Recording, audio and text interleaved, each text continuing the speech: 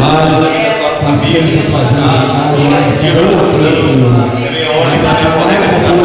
eu oro pelo nosso irmão, para que ele seja com ele, mediante o dia, nas camas, fica atrás com oração, angústia, mas também a palavra do Senhor agora, flua em nossos corações, em nossas vidas, meu Pai, Valéria, minha família, minha esposa, olha, essa igreja, todos para todos, salva para a mão, pelo amor do teu nome, Senhor. Amém. Graças a Deus. Os irmãos podem tomar assento, por favor. Agradeço a presença de cada um dos irmãos que estão aqui esta noite para nos ajudar, para trabalhar na obra de Deus. Nós queremos meditar uma palavra do Senhor juntamente com os irmãos que aqui estão, lá no livro de Apocalipse, livro das revelações, livro escatológico, livro onde João, na ilha de Patmos, teve a revelação do Apocalipse. Apocalipse, capítulo de número 2, e o versículo 18 da palavra de Deus. Todos os que acharem, Apocalipse 18, capítulo número 2 da palavra do Senhor.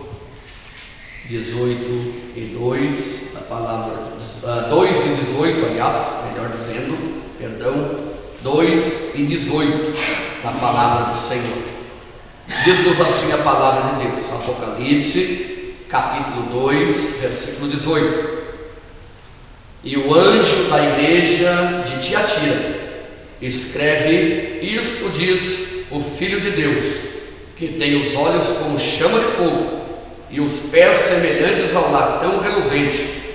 Eu conheço as tuas obras e a tua caridade e o teu serviço e a tua fé e a tua paciência, e que as tuas últimas obras são mais do que as primeiras.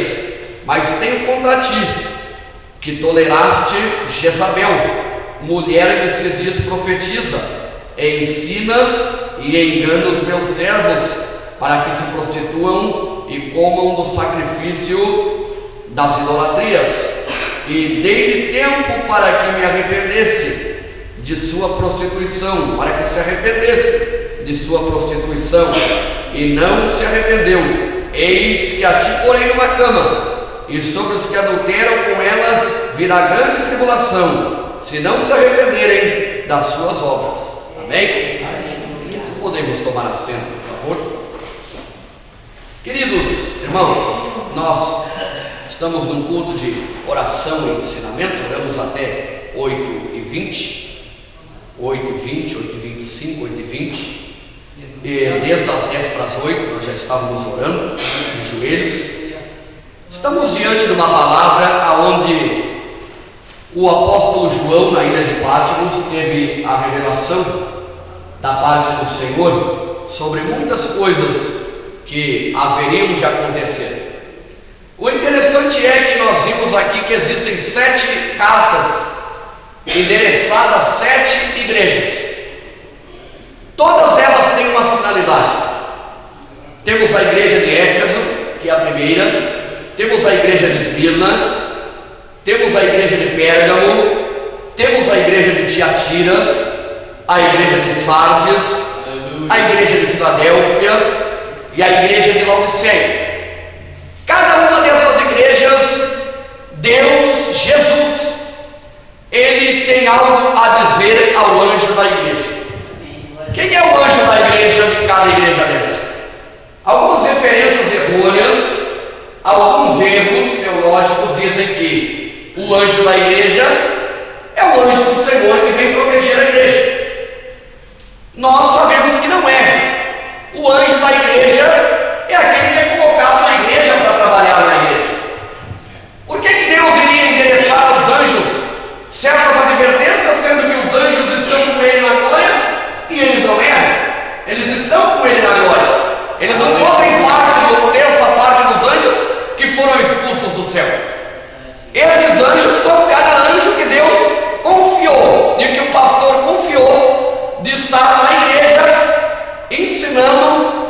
fazendo a obra de Deus. Pela onisciência de Jesus, Jesus começa a ver cada igreja dessa.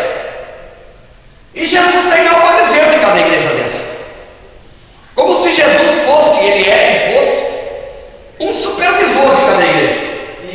Porque ele desrespeita a obra dele, desrespeita o que ele quer, desrespeita o seu reino, desrespeita o trabalho que ele confiou aos homens. Ele então tem que supervisionar, através da sua onisciência, de estar aqui, estar ali ao mesmo tempo, de conhecer o assunto, a ciência das nossas vidas e do que acontece no dia a dia, e o que é de vir ainda ele também sabe, e o que já passou ele sabe. Nós vimos que ele se identifica na primeira igreja de Éfeso, e o assunto que ele trata é a repreensão a voltar ao primeiro amor. Ela havia esquecido do primeiro amor. Ela começou bem. Éfeso era primordial, os seus obreiros eram teologicamente preparados, diz a palavra de Deus. Era uma igreja que os seus obreiros, eles tinham tanta sabedoria, que eles confrontavam os que vinham de fora, porque eles conheciam a Bíblia. Mas havia um problema nela. Ela começou com o pique do amor, ela começou com o fogo do Espírito Santo.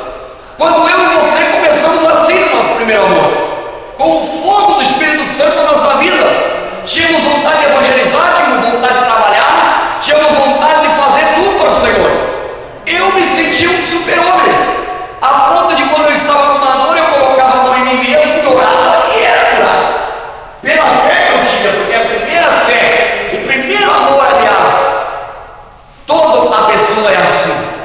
Ela sente que ela é diferente, ela está vivendo aquela primeira relação com Deus, e a vida dela é uma vida dinâmica de obras do Senhor. Mas a igreja de Éfeso, ao passar dos tempos, começou a virar uma igreja profissionalmente religiosa, e começou a frequentar a igreja porque era um costume, e começou a pregar, porque diz que na Ásia Menor não havia referência maior do que a igreja de Éfeso. Ela pregava, ela fazia obra, ela evangelizava. Aí você me pergunta, mas como que uma pessoa faz a obra, trabalha e evangeliza se não tem mais amor? Aquilo que havia ficado nela ficou, mas ela ia agora pela obrigação, ela fazia pela obrigação, ela fazia pelo medo de que se ela não fizesse, viria um juízo sobre ela. Mas não era mais aquilo voluntário por amor. Jesus então apresenta-se ao anjo da igreja e diz: olha, eu tenho algo contra ti, tu deixaste o primeiro amor, volta ao teu primeiro amor, arrepende-te da tua situação, senão virei a ti e tirarei do teu casal. Ele exortou a igreja de Éfeso dessa forma. Ele se apresenta agora à segunda igreja, Esmirna, e ele dá uma alerta a Esmirna. Ele dá uma alerta e ao mesmo tempo ele dá uma animação, porque Deus é assim, Jesus é assim na nossa caminhada. A Bíblia diz: a tua vara e teu cajado me consola. Ele nos dá amor, mas quando tem que puxar a orelha, ele puxa. É como um pai com um filho. Ele dá toda a liberdade, mas quando o filho passa do limite, ele tem que dar uma clavada. Ele quer o filho entender que o pai ainda estava sob controle e o pai sabe o que é melhor para ele. Aleluia. Jesus se apresenta a Esmirna, alerta e dá uma animação para que permanecesse fiel até a morte. Ele não repreendeu, olha que ele não repreendeu, ele deu uma alerta, porque ela era fiel, a igreja de Esmirna, ser fiel até a morte. E ele dá aqui também uma animação, né? Como eu disse aqui, uma animação e uma alerta: ser fiel até a morte, permanece fiel até a morte.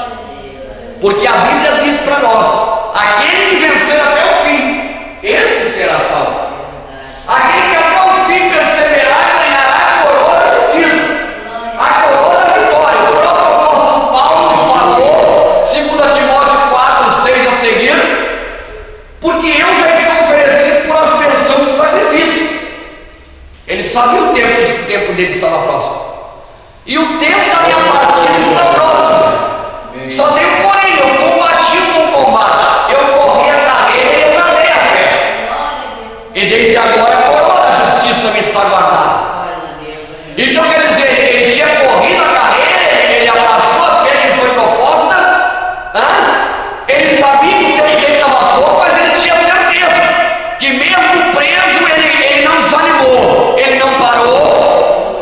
e ele tinha uma coroa esperando por ele.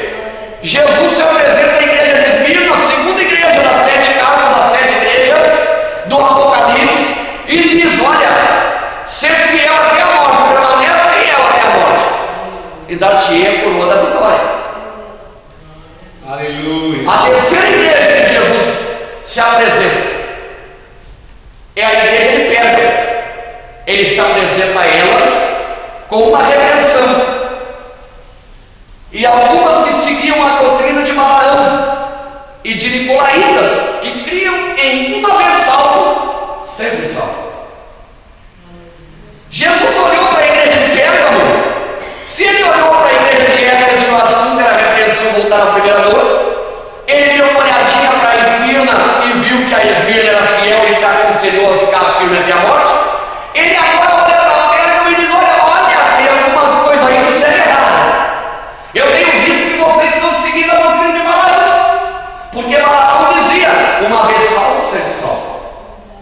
E alguns teólogos também disseram isso. Uma vez salvo, sempre salvo. Isso é mentira do diabo. Uma vez que tu abraçaste Jesus como teu Salvador nos batismos, quando tu te batizou nas águas, tu fez a confissão em público, e tu mostrou para todos que tu agora aceitou Jesus como teu Senhor, e que tu vai viver uma vida contrária ao rumo do mundo. Uma vez que tu abraçou essa fé, tu sabes que quando tu aceita Jesus, a salvação é imediata, mas a santidade é progressiva. O que é isso? A salvação é já. Aceitou Jesus, está derramada sobre ti a salvação. Agora a santidade é progressiva. Como assim? Cada dia vai caminhando um degrau de santidade. Para isso há jejum, para isso a oração, para isso a consagração. Cada dia Jesus disse: tome a tua cruz, negue a si mesmo a cada dia e siga-me. É progressiva. É mentira que a salvação, uma vez salvo, sempre salvo, porque se tu sair da vontade de Deus dentro da tua vida, tu já perdeu a salvação. É preciso estar com Cristo, andar com Cristo, ficar em Cristo, obedecer a palavra de Cristo, mostrar que é um testemunho de Cristo para entrar no reino do céu. Não é uma predestinação de que Jesus se predestinou para não ser salvo, porque existe a predestinação que muitos falam. Eu não acredito. Pode ser que está na Bíblia, pode estar na predestinação, mas eu acredito numa vida diária de fidelidade com Deus. Porque se fosse predestinação, o Fernando Vilmar nasceu para ser salvo. Então não precisa vir à igreja, meu irmão. Não precisa tocar teu violão, não precisa vir a irmã Vera na igreja, o irmão não precisa vir na igreja, fica em casa mesmo. Jesus já te escolheu para ser salvo, não precisa nada mais, pode viver a tua vida que tu quiser, tu já está predestinado para ser salvo. Então, eu não acredito nisso, por quê? Porque a nossa vida, Jesus disse: todos os dias negue-se a si mesmo, toma a sua cruz, que cruz é sinal de renúncia, e siga-me. Jesus olhou para a igreja de Pérgamo e viu ela seguindo a doutrina de Balaão, que eram pagões, Balaque, Balaão, homens pagões, onde fizeram muitas coisas no Antigo Testamento, se encaminhando até muitos crentes. E Jesus olha e viu que o segmento doutrinário deles era seguindo esses homens que criam de uma vez salvo, sempre salvo, de acordo com o pecado. Jesus aparece e adverte eles, a terceira igreja, a de Pérgamo. Jesus vai à quarta igreja, a igreja de Tiatira, que é o que nós depois vamos entrar aqui. Eu vou deixar para depois, eu vou ler a quinta. Jesus aparece para a quinta e fala ao anjo: repreensão, mortidão espiritual, seguida de morte espiritual. Tens nome de que vives, mas está morta, diz o Senhor. A igreja de Sardes. Tem nome de que vives, mas está morta, diz o Senhor. Mortidão espiritual havia tomado conta da igreja de Sardes. Mas como pode ter nome de que vive e está morta? Porque a igreja era nome de igreja, significa que era nome. A igreja somos nós, seguimos a Cristo. Quando falamos de igreja, lembramos de Deus. Quando se fala em igreja do mundo, lembra-se de Deus e lembra-se de crentes. Só que elas tinham o nome do que vive, porque era uma igreja de Cristo, falavam em Cristo, falavam em Deus, mas estavam mortas espiritualmente. Estavam mortas espiritualmente. E Jesus então alerta elas, faz uma repreensão a elas para que elas voltem a se arrepender, para que elas voltem a tomar uma decisão verdadeira na sua vida. Existem muitas denominações como Sardes, que tem nome de que vive, mas está morta. Estão se enganando a si mesma. Pela quantidade de membros da igreja, acreditam que a igreja está prosperando, mas a sua vida não há mudança. O seu maneira de viver, a sua maneira de viver, não se vê mudança. Aí você me diz, mas eu já vi tu errar uma vez, e eu já vi tu também errar, e eu já vi tu também errar, e tu vai ver eu errar e eu vou ver tu errar. Agora o importante é nós levantarmos a cabeça, nos arrependermos diante de Deus, tomar uma decisão correta e sair do caminho de morte e voltar para uma vida com Cristo. O negócio aqui não é o errar, o negócio aqui é o se levantar e parar de errar. Porque se for para olhar erro em mim, em ti, tu olha em mim, eu também tenho erro para apontar em ti. Não é verdade? Aquele dedo que aponta para lá, tem quatro que aponta para cá para mim. Jesus estava repreendendo ela, e muitas denominações hoje têm nome de que vive está morta. Pela quantidade de pessoa que eles têm, eles acreditam que estão na vontade de Deus, estão enganados. Porque a Bíblia de Jesus disse para Nicodemos: é necessário que nasça da água e do Espírito, é necessário que nasça de novo. Nicodemos conhecia a palavra de Deus, conhecia a lei, conhecia tudo, e ele pergunta: mestre, o que é necessário para que eu seja salvo? Eu tenho guardado os mandamentos, eu tenho guardado isso, eu tenho guardado aquilo, eu tenho observado a lei. Ele quis conversar o Senhor e dizer que ele estava fazendo tudo certinho. O Senhor diz para ele assim: ó, então tu é um jovem rico, vende tudo que tu tem na sua. A Bíblia diz que ele saiu bem mansinho e se entristeceu-se, porque ainda não estava liberto. Parecia tudo bonitinho, tinha número de vives, acompanhava algumas coisas, mas o amor pelo dinheiro permanecia no coração dele. Aonde a Bíblia diz está o vosso tesouro, ali está o vosso coração. Aleluia. E a igreja de Sardes aqui foi repreendida por quê?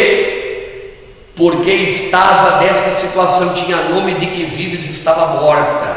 Jesus aparece na sexta igreja, a Filadélfia, e anima a resistir até o fim, sua fidelidade com a palavra de Deus, e ainda lhe dá uma promessa, que em breve buscaria os fiéis daquela igreja.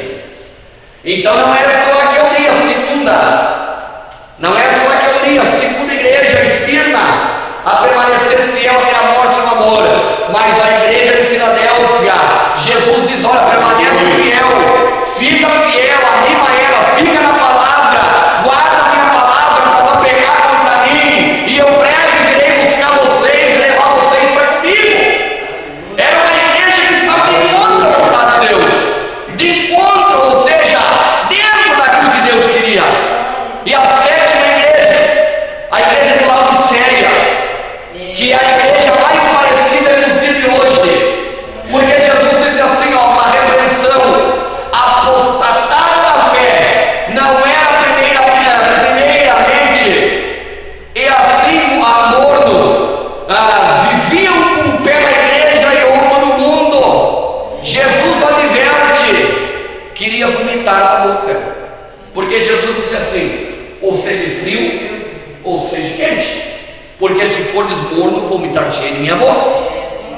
Na cidade de Laodiceia, todos conhecem a história que haviam poços de água morna, porque havia algumas tubulações que vinham de outra vertente, e até chegar lá produzia aquelas banheiras de água morna.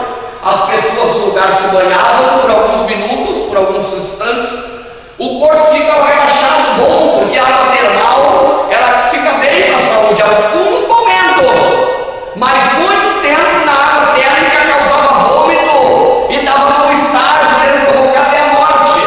Isso é uma simbologia de que a igreja começa a gostar da multidão, começa a gostar daquela situação amornada, daquela água parada, daquela água que não corre, daquela água agradável, começa a se estacionar, até que não faz mais nada e começa a sentir o quê?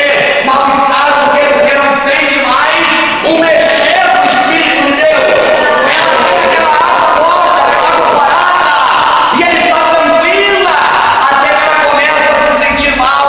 E Jesus não gosta disso. Jesus quer um povo intrípido, Jesus quer um povo avivado, Jesus quer um povo cheio do Espírito Santo para fazer a obra que lhe foi confiada na terra.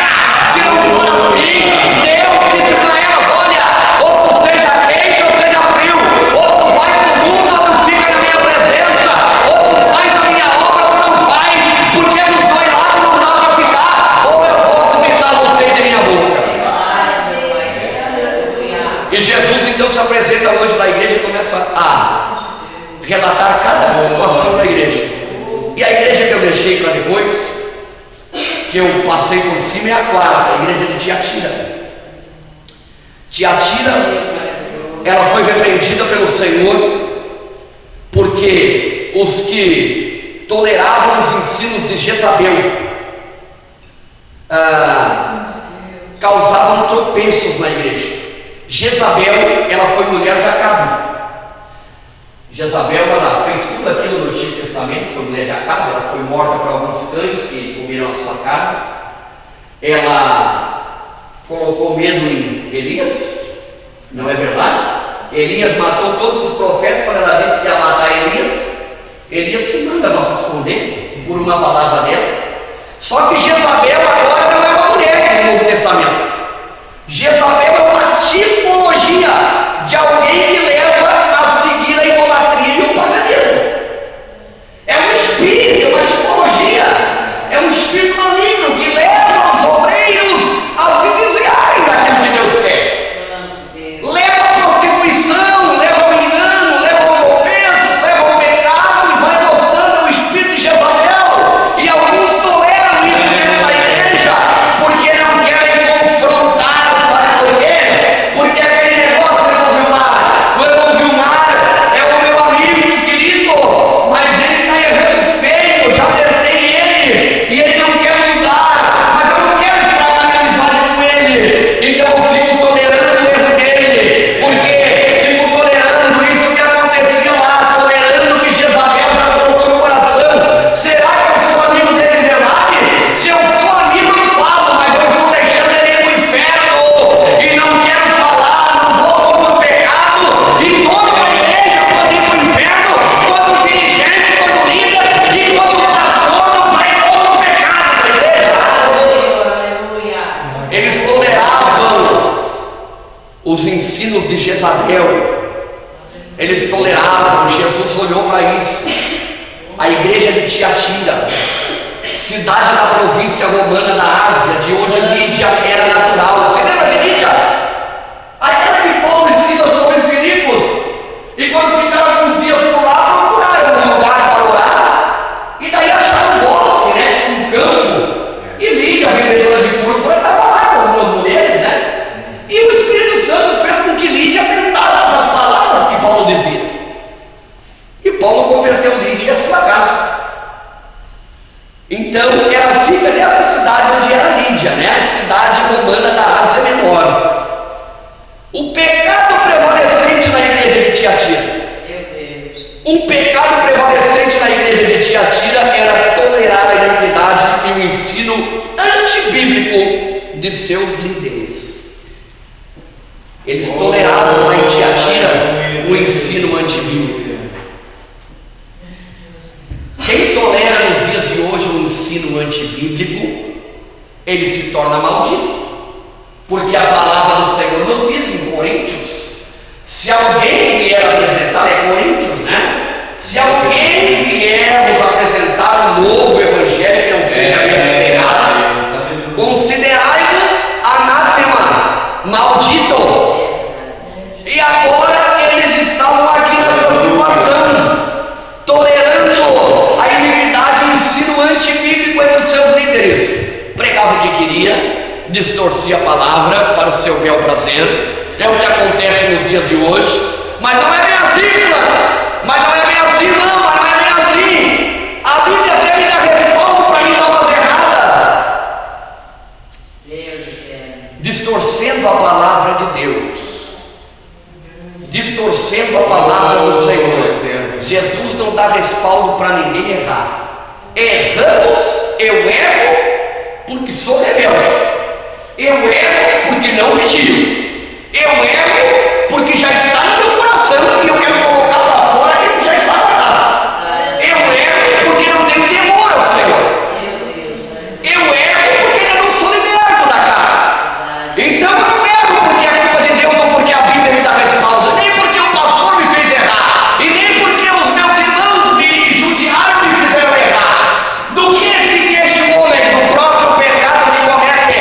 Ninguém pode dizer: eu estou fora da igreja, eu errei, eu fiz isso, eu fiz aquilo, porque me fizeram isso. Jesus não tem culpa de nada disso. A Bíblia não te dá respaldo para sair da igreja. A Bíblia não te dá respaldo para errar. A Bíblia não te dá respaldo para cair na fé. A Bíblia te dá o quê? Força para enfrentar todas as coisas. Porque a palavra de Deus é eficaz e elegante, e nela não há sombra de variação. Em Deus não há sombra de variação nenhuma. Quando ele diz que vai cumprir, ele cumpre. Porque ele não é homem para que minta. Se ele te prometeu, e se você está na presença dele, vai se cumprir. Porque não tem distorção da palavra de Deus. Olha aqui, Jezabel. João cita uma pessoa específica, Jezabel. Nome esta derivado de Jezabel, do Antigo Testamento, que representa a idolatria e a perseguição aos santos. Vamos dar uma olhada lá em 1 Reis 19:1. Quem que maneja a Bíblia rápido, né, para nos ajudar? 1 Reis 19:1. Vamos ver lá Jezabel do Antigo Testamento, e agora representando a idolatria e a perseguição aos santos. 1 Reis 19:1. Vamos ver o que diz aí. 1 Reis, bem legível para todos escutarem. 1 Reis 19:1. Acabe fez saber a Jezabel tudo quanto Elias havia feito e como matar a todos os profetas à espada. Então Jezabel mandou um mensageiro a Elias a dizer: assim me façam os deuses e outros tanto. Se der certo, amanhã a essas horas, não puser a tua vida como a dos deles. Então olha só, ela representava a idolatria e a perseguição aos santos. E ela ameaçou ele, ameaçou Elias. Ela ameaçava os santos. E é nos dias de hoje assim. Nos dias de hoje acontece da mesma forma. Do Novo Testamento, que representa a idolatria e a perseguição aos santos. É um espírito de Jezabel. Jezabel existiu, mas agora é o espírito de Jezabel, que fica perseguindo os santos, que fica fazendo com que os santos errem. É como se fosse a pombagira, e fica trazendo tentação para os santos, e vai tentar até o fim, comando do que do diabo, porque a Bíblia diz que o diabo tem seus regras. Não é um demônio só que existem milhões de demônios que estão sob o comando do diabo para desencaminhar a nossa vida, e existem vários espíritos satânicos e vários nomes de demônios, e nomes que até o Apocalipse tem reservado, como Apolion e outro nome que eu não me lembro agora, de demônios que estão reservados para os últimos momentos. Existem demônios, existem espíritos, existem potestades que todos os dias estão ao redor dos santos, tentando fazer com que os santos não percam a palavra, com que os santos venham a se desviar da presença de Deus, venham a buscar outras idolatrias. Idolatria o que é? É quando você idolatra, é quando você deixa de prestar adoração a Deus e dá uma adoração maior a um objeto, a alguma coisa, a uma pessoa. Você está idolatrando. Objeto de qualquer coisa. Você pode idolatrar uma imagem, um filme, filme que não é muito bom para olhar, você pode idolatrar alguma coisa, você pode idolatrar um homem que você gosta daquele pregador, você idolatra ele, você pode idolatrar qualquer coisa, você está pecando contra Deus, porque a Bíblia diz assim, a Bíblia diz o quê? Olha o que está escrito aqui na pintura da arca aqui, amarás o teu Deus de todo o teu coração e só a Ele prestará culto. Toda honra e toda glória pertence a Deus. Então nós vimos aqui o que Jezabel simboliza: perseguição aos santos, idolatria. Jezabel, ela era filha de Etibal, rei de Sidom. Acabe se casou com ela e dela teve um filho chamado Jorão. Ela proveu o culto a Baal, matou os profetas de Javé e obrigou Elias a fugir e tomou a vinha de Nabote para Acabe. Foi morta 11 anos depois por ordem de Jeu, e os cães comeram sua carne. Ela teve o que merecia, ela fez todo o mal, mas Deus não deixa aquele que faz o mal para os seus servos impune. Eu nesses dias estava num diálogo na internet com um senhor que eu postei algo de Billy Graham ou de outro teólogo lá de Moody ou alguma coisa assim, de que dizia que a ira de Deus virá no último dia para os homens que cometeram tal coisa. Ele disse: não, Deus é amor e Deus não tem ira. E então eu disse: tu não conhece nada de Deus, porque a Bíblia diz: horrenda coisa é cair na mão do Deus vivo. E a Bíblia diz mais, não é verdade? A Bíblia diz que Deus, Ele vai julgar e Ele vai dar cada um segundo as suas obras. E a Bíblia diz que Deus é advogado agora, mas Ele será juiz. E a Bíblia diz que Ele vai reger com vara de ferro. Então quer dizer que Ele é amor, mas Ele não será amor para todo sempre. Ele será juiz naquele dia. Naquele dia não é o papel de defender ou julgar, mas será o papel de estar como juiz agora. Bateu a pena e dá a sentença.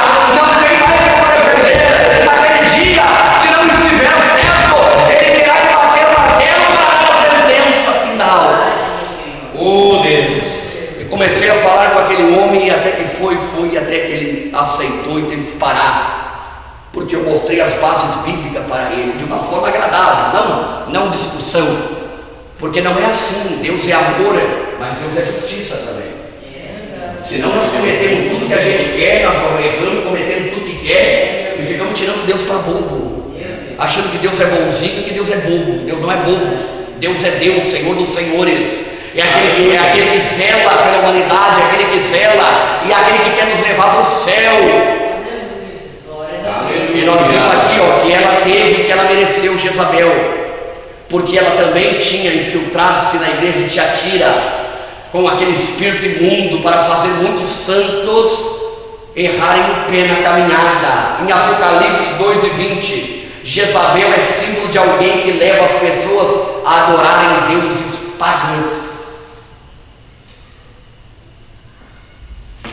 Que nós venhamos, irmãos, nesses dias em que estamos vivendo, guardar aquilo que Deus nos deu no coração. A Bíblia diz assim, que nunca haja em vós um coração infiel, para que o Espírito de Deus venha se apartar da tua vida. Meu Deus! Que nunca haja entre vós um coração infiel, para que Deus venha se apartar da tua vida. E eu não falo só de erro, eu não falo só de pecado lá fora. Não é só adultério que é pecado, viu? Não é só adultério que é pecado. Não é só divórcio que é pecado, como alguns ficam aí, até no último dia dando paulada na gente quando acontece uma coisa na nossa vida. Existem muitos outros tipos de pecado. Blasfema contra o seu irmão é pecado. Falar mal do seu irmão é pecado. Não amar o seu irmão é maior pecado ainda, porque fala no segundo mandamento: amar o teu próximo como a ti mesmo. Falso testemunho é pecado. Denegrir a imagem do irmão é pecado. Não é verdade? Tem tanto pecado aí que vai além. Mas que nós venhamos nos dias de hoje estar com a igreja que eu vi ali, a igreja de Esmirna, ficar fiel até o fim, permanecer fiel até o fim. Vamos dar uma olhada além aqui nessas igrejas. Alguns em Tiatira provavelmente aceitaram seus falsos mestres, porque tais tinham grande popularidade e falavam em nome de Deus. Quer entender o que é isso? Alguns aceitavam e Tiatira os mestres por causa da popularidade deles.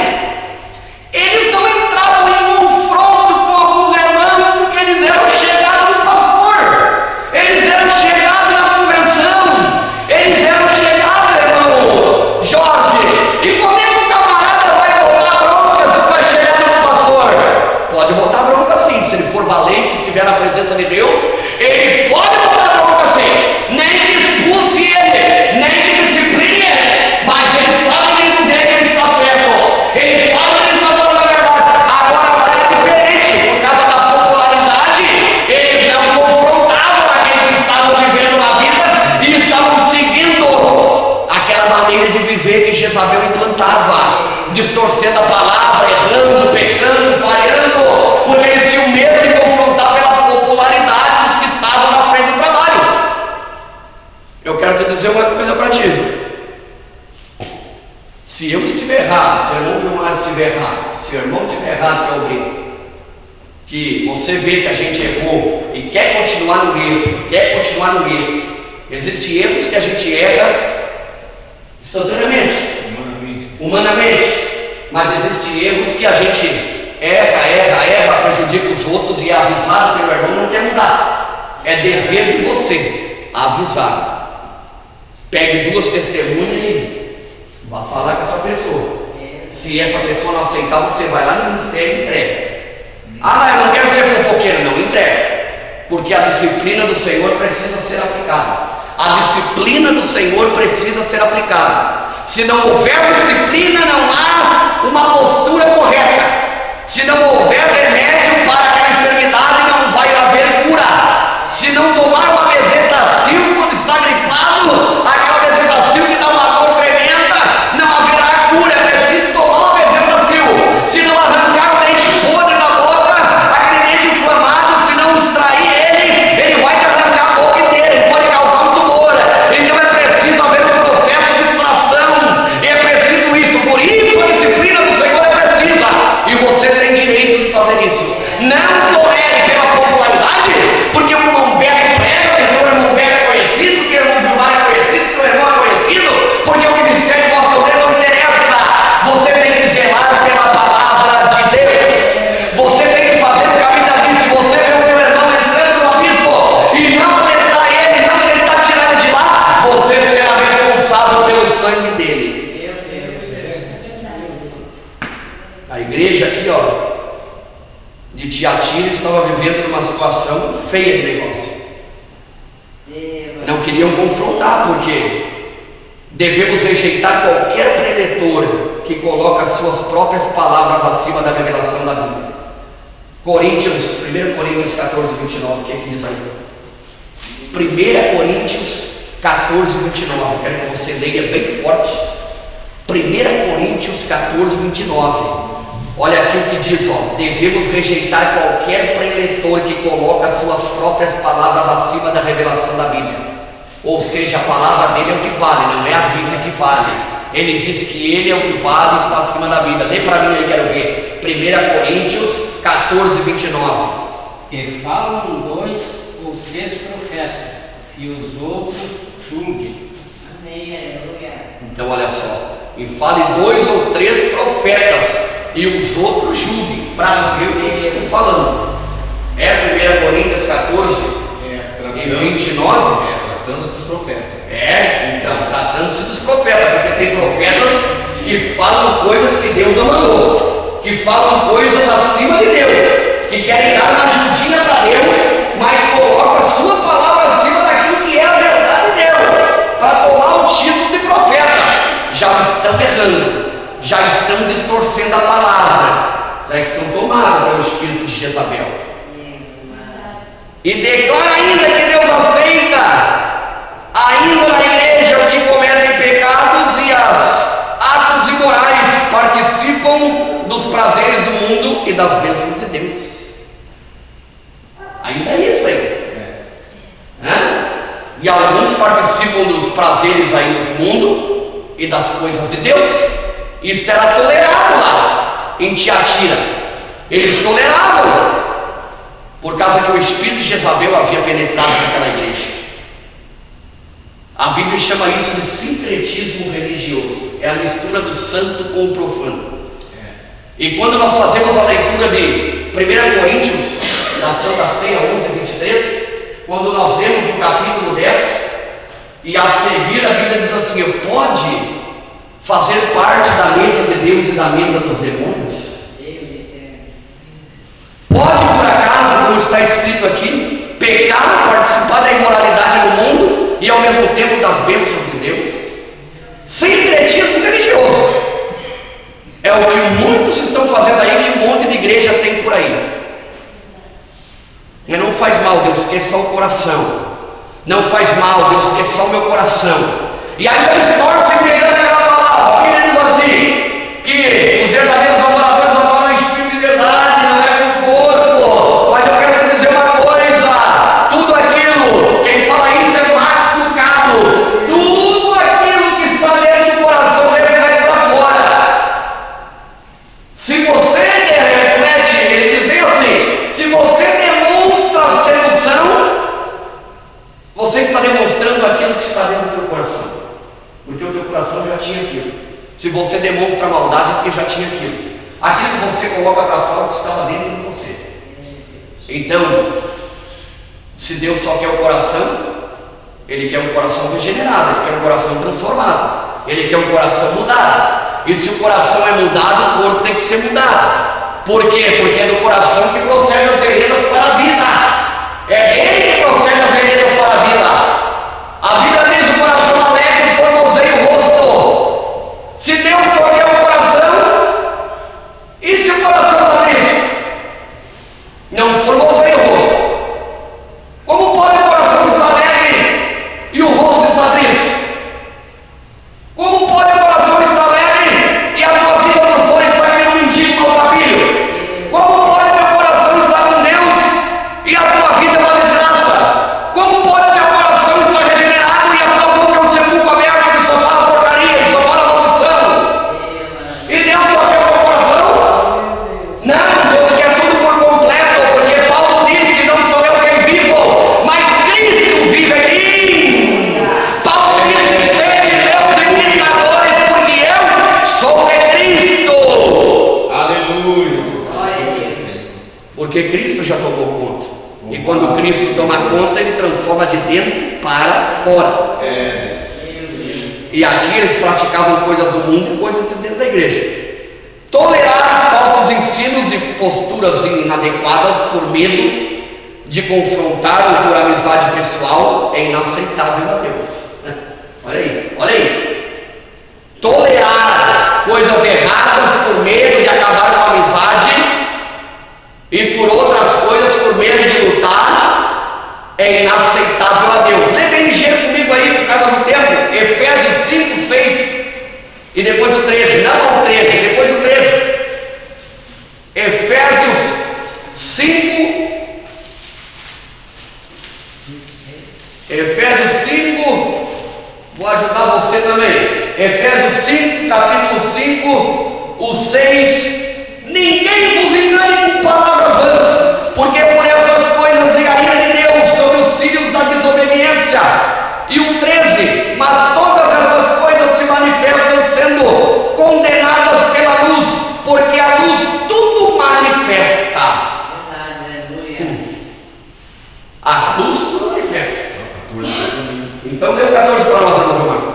Desperta que dormes, levanta-te entre os mortos e Cristo te esclarecerá. Bom. Então, desperta que dormes. Levanta dentre os mortos e Cristo te esclarecerá. Vai ficar morto junto com os mortos? Vai ficar naquela posição de morto? Vai ficar naquela posição do mesmo jeito? Ou vai despertar e vai voltar para Deus? E vai buscar de Deus a revelação? E vai fazer que nem Jeremias 33:3, clama a mim! É como se ele dissesse: clama a mim, rapaz, não sabe nada! Então clama a mim, porque eu te responder-te-ei, e eu vou te anunciar coisas grandes e firmes que tu ainda não sabes. Aleluia. Desperta tu que dorme nesta situação. Aleluia. E a palavra de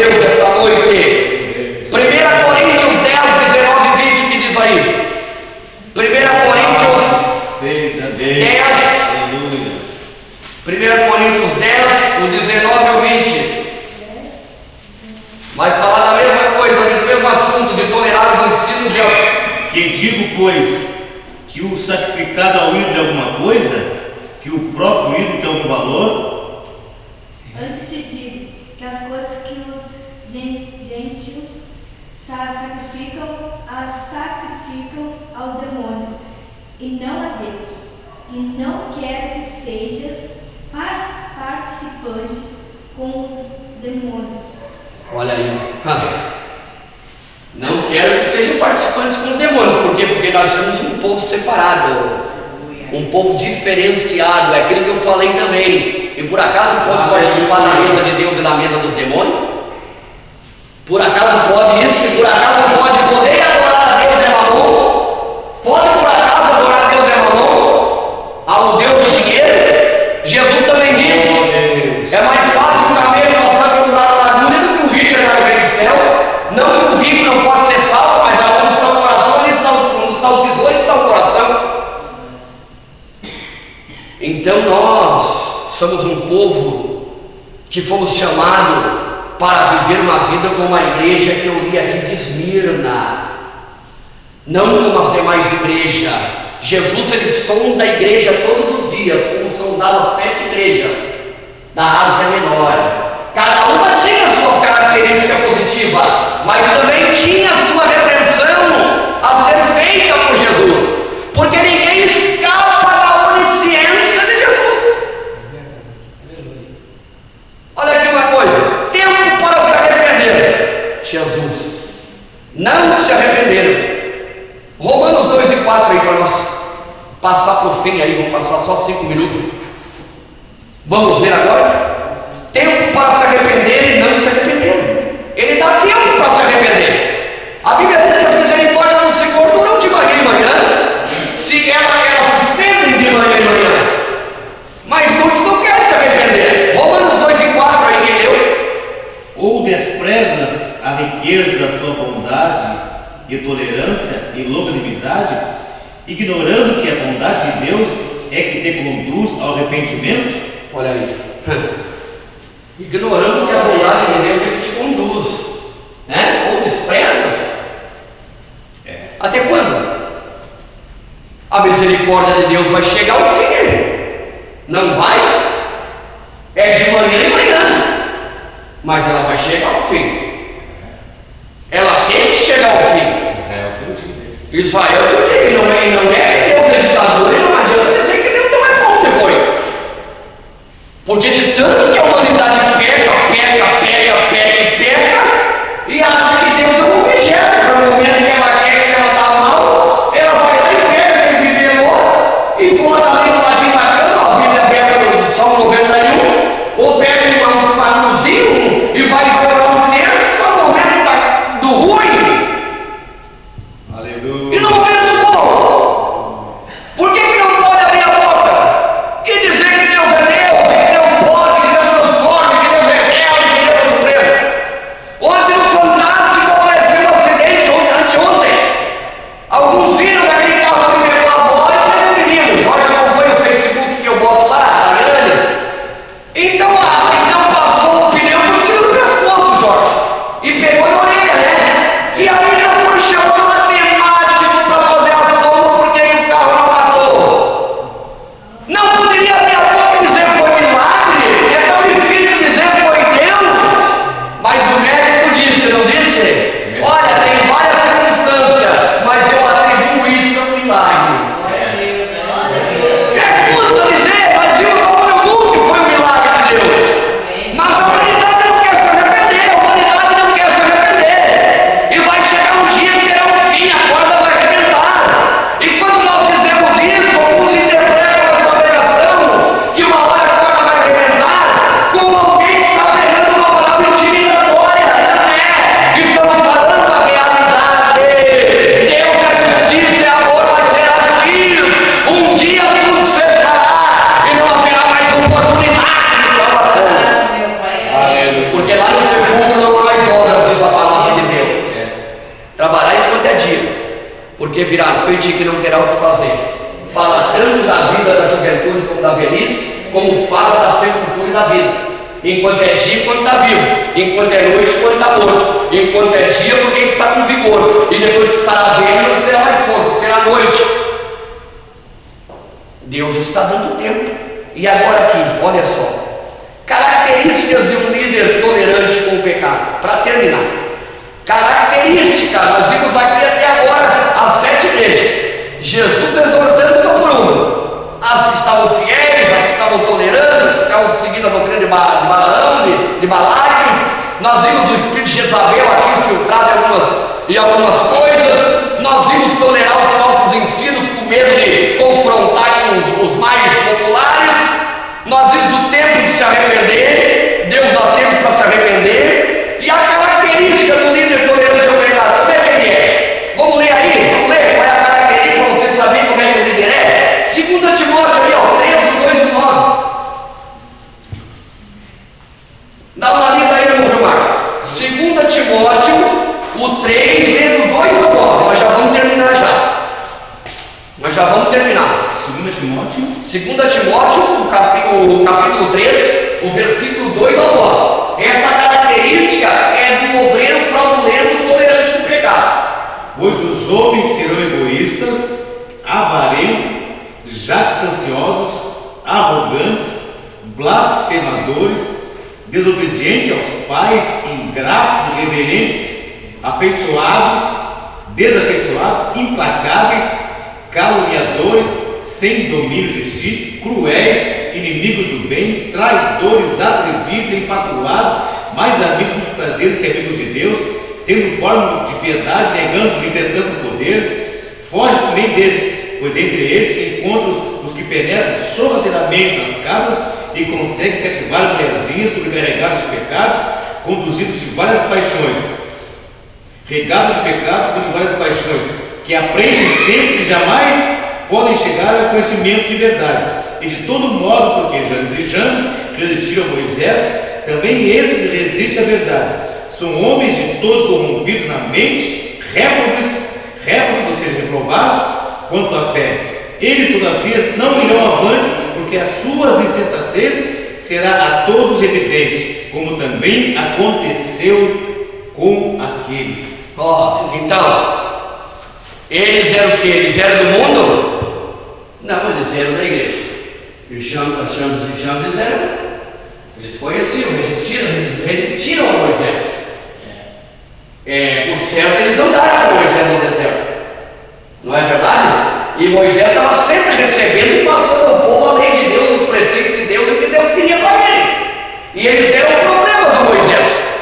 A característica de líderes tolerantes com o pecado é isso aí, ó. Homens profanos, amantes de si mesmos, ingratos, falsa piedade, avarentos, caloteiros, implacáveis, adúlteros, mentirosos, abridor de covas do poder do caimento, caluniadores, sem pena, sem afeição pelo seu irmão, sem afeição pelo pai e mãe, logram todo mundo. E não tem gente assim. E dentro da igreja não tem gente assim, da igreja mentirosa, porque da igreja verdadeira não pode ter. Não faz parte da igreja verdadeira, pode estar no meio da igreja verdadeira. Porque Judas esteve entre os 12. Jesus nunca disse que manda Judas, Jesus podia dizer, Jesus conhecia. Mas Jesus deixou Judas ali, até o momento que ele disse que tem que fazer festa de festa. Na ceia, quem botar o bocado ali molhado é aquele que vai trair. E foi Judas, e Judas estava tão com a cabeça daquilo que vendeu Jesus, que Jesus disse que tem que fazer festa de festa. E ele se levantou e foi fazer, os outros não entenderam. Dentro da igreja existem homens e mulheres assim. Aleluia. Que toleram, que são falsos obreiros, falsos líderes, vão permanecer até um tempo, o joio no meio do trigo, mas haverá um dia em que serão arrancados, porque a Bíblia diz assim, que usa de engano, ele não permanece na congregação dos justos. Segunda característica para nós finalizarmos, 2 Timóteo 4, 13 e 5, para nós acabarmos agora. Característica de líderes tolerantes com o pecado. 2 Timóteo, capítulo 4, o 3 até o 5. Bem forte esse livro aí. Porque virá tempo em que não sofrerão a sã doutrina, mas tendo comichão nos ouvidos, amontoarão para serem doutores conforme as suas próprias concupiscências, e desviarão os ouvidos da verdade por as fábulas. Mas tu sê sóbrio em tudo, sofre as aflições, faze a obra do evangelista, cumpre o teu ministério. Eu gosto demais desse versículo. Porque virá tempo que não sofrerão a sua doutrina, mas terão comichões nos ouvidos e amontoarão doutores para si. Mas tu se sóbrio. Eles voltarão às fábulas, ou seja, eles morreram, estavam entre nós, mas daqui a pouco tu não vê mais eles aqui, porque eles começam a voltar às fábulas, a mentira, a coisa. Eles querem ser um pastor e ainda não foram chamados para isso. Eles querem ser alguma coisa que ainda não foram, e eles acham que eles estão acima da palavra, acima dos outros irmãos, e eles saem da igreja e vão montar uma denominação, e eles vão lá fazer o que eles acham que é melhor, e eles voltam às fábulas, mentiras, coisas, inventam uma liturgia diferente para o culto, e começam a amontoar doutores para si, pregadores que eles gostam, pessoas que pregam que alegram o seu bel prazer, pregadores que só pregam que massageiam o ego. Mas a Bíblia diz assim: e tu, que não entrou nisso aí ainda, sede sóbrio. Quem anda sóbrio não anda tropeçando, quem anda sóbrio, conhece tudo. Aleluia. Sofre as aflições do evangelista, cumpre o teu ministério. Entre essas 7 igrejas, nós somos igreja, que nós venhamos a ser a igreja fiel, remanescente, que suporte tudo que vier, para que naquele dia nós não venhamos a ouvir o gosto amargo daquela palavra: apartai-vos de mim, porque não vos conheço, vós que praticais a iniquidade.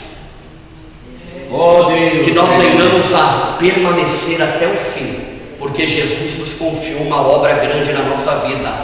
Vamos permanecer como igreja de Cristo, como sal da terra e como remanescente, que Jesus possa olhar e dizer: aquela igreja está conforme a minha vontade. Amém? Eu te convido a ficar de pé nesse momento. Aleluia. Canta um corinho aí, irmão Vilmar. O horário não é problema para nós aqui. Até as 10 não é problema. Se alegre na presença de Deus. Aleluia. Glória a Deus. Aleluia, Jesus.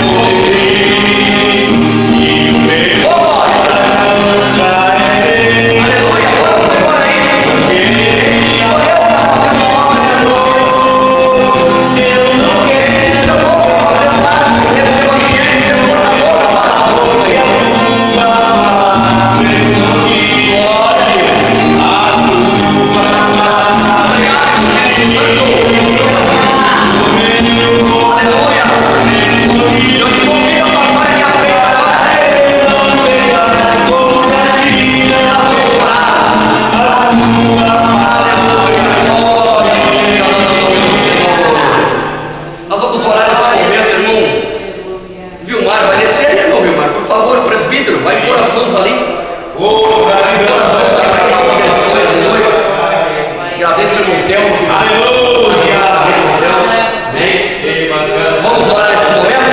Feche seus olhos aí, confia no Senhor.